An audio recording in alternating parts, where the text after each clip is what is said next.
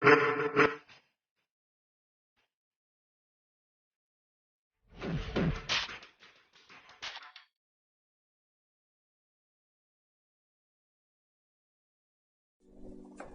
and it's Sam from Science Shorts here, and you can see I'm doing a lot of work here to put pressure inside this bottle where we're storing energy. As by now you've probably tested your jet cars and you've noticed how well they work, and especially you've noticed that when you release the mechanism at the back, there's air that shoots out and the car heads off in the opposite direction. And this is because I'm storing energy inside the bottle here. Where does that energy come from? In fact, I am solar powered, and all of you are solar powered too. This morning I had oats for breakfast, and the 4 things that oats need to grow is air, water, soil, and sunlight. Sunlight is stored as energy inside the oats. When I eat the oats, that goes to my muscles, and that allows me to do work in which I can pump pressure inside the bottle here. Now we have energy that's stored inside the bottle, and in just a few moments I'm going to let that energy loose and we're going to get a reaction. And this is about the laws of motion, and we attribute the laws of motion to a very famous 1600s scientist named Newton, Sir Isaac Newton. He came up with 3 special laws that allow us to understand how things move. And in this case, we're looking at the 3rd law. Watch carefully as I launch. Are you ready? In 3, 2, 1, and launch. Whoa, there it goes, off the table. As you can see there, Newton's law of motion, the 3rd law in action. And this is where we have energy stored inside a system. When we allow that energy to release, then a force is created. Allow me to demonstrate in just a minute, but before we do, I just want you to take note of this amazing graphic here. We have all of the laws explained for you here, and this is in fact in the notes that you have in your handbooks. Please refer to these notes because this is an excellent explanation of Newton's 3 laws of motion. But today we're going to do Newton's 3rd law of motion.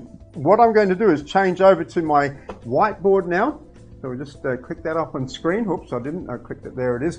Okay, and what we're going to do is draw exactly what's happening, the physical system that's attributed to the jet car, but also to rockets and aeroplanes and ships and all things that have forces used to create the word thrust. And I'm going to show you how that works now. First of all, we're going to draw some forces in here. So when I fill up this bottle, I just click on my blue pen. When I fill this bottle with air, we create a very strong forces. And I'm sure you've noticed when you are opening a Coca-Cola or a drink bottle, you actually feel that the bottle is very tight. But as soon as you let the lid off, the gases escape and the bottle becomes softer. The forces are holding this bottle in shape before you release the pressure. And in this particular case, we release the pressure by opening up the end of one of the bottles, and you can see this small orifice here. And what actually happens is that we still have these forces acting on the bottle, and I'll just draw them in quickly here.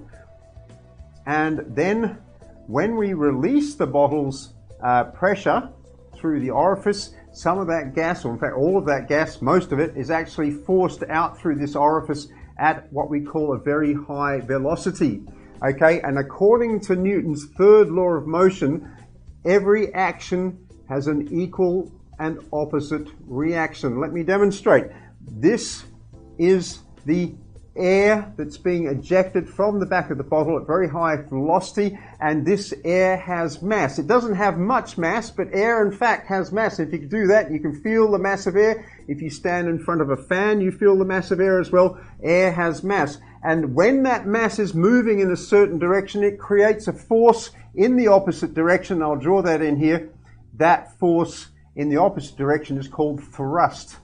And as you can see here, it relates to exactly what we're talking about with Newton's laws of motion. Every action, this is the action here, the air escaping from the bottle, has an equal and opposite reaction, which is the force of thrust. And therefore, your car starts to move forward in the direction that you are pointing it. As you've seen, it happens in rockets, it happens in planes, it happens in ships. It even happens when you're swimming in the pool as you move masses of water behind you as you swim. So please remember, this is a very important part of physics, and it's attributed to a very important formula which I'm going to describe for you now. And the formula that we really like to use for all this is this one here. Some of you may have seen it before, but it's F is equal to M times A.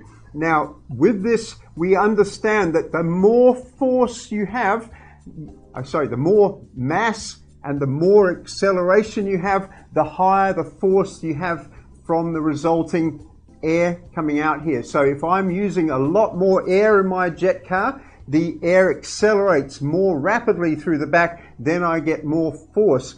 Now, in some cases, I've seen jet cars that use water inside the bottle instead of air. Water has a much, much higher mass. So if we increase this mass, then we get a larger force. This is a very important structure of the basics of physics. Of force is equal to mass times acceleration. You increase the mass, you increase the acceleration, you have more force. Now, to finish today, I want to show you a special demonstration. We're going to open up these beautiful animations that are done by the PHET, and I'm hoping that you can enjoy these animations as well.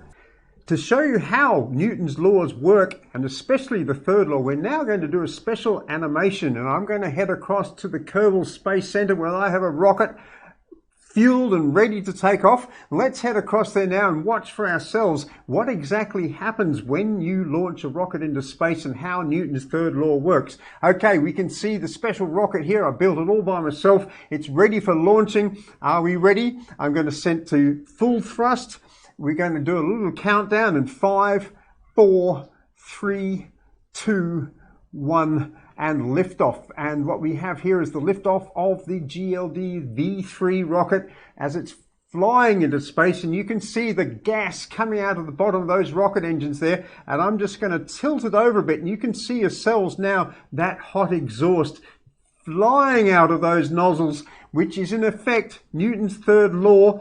The action is the gas coming out of the nozzles. The reaction is the rocket moving up towards the outer limits of Earth's atmosphere and hopefully into space. Let's see how we're looking. You can see right inside the rocket plume there. This is gas that's moving at over 20,000 kilometers an hour outside of those nozzles. And this gas is the mass that you need to create the force of thrust. Now, as you can see over the left-hand side of the screen, we're starting to run out of fuel in our solid rocket boosters, so we will need to lose the boosters very soon. I'm going to do that action in just a moment. Let's see how we're going on our flight, and we should see ourselves lifting off from the planet Kerbal. As the boosters ran out of energy, I'm going to lose the boosters in just a few moments, and here they are coming off the side there. Away they go, and the ignition of the second stage, which is also a rocket engine, a little bit smaller than the last one, but now we have the rocket moving quickly into space, and as you can see, it's all about Newton's third law of motion. Don't forget it. Every action has an equal and opposite reaction. So as we head into space, I'm going to bid everybody farewell. I'm on a voyage to the outer planets of the Kerbal system. We look forward to having you back again soon for Science Shorts. This is Sam signing off. See you in the next show.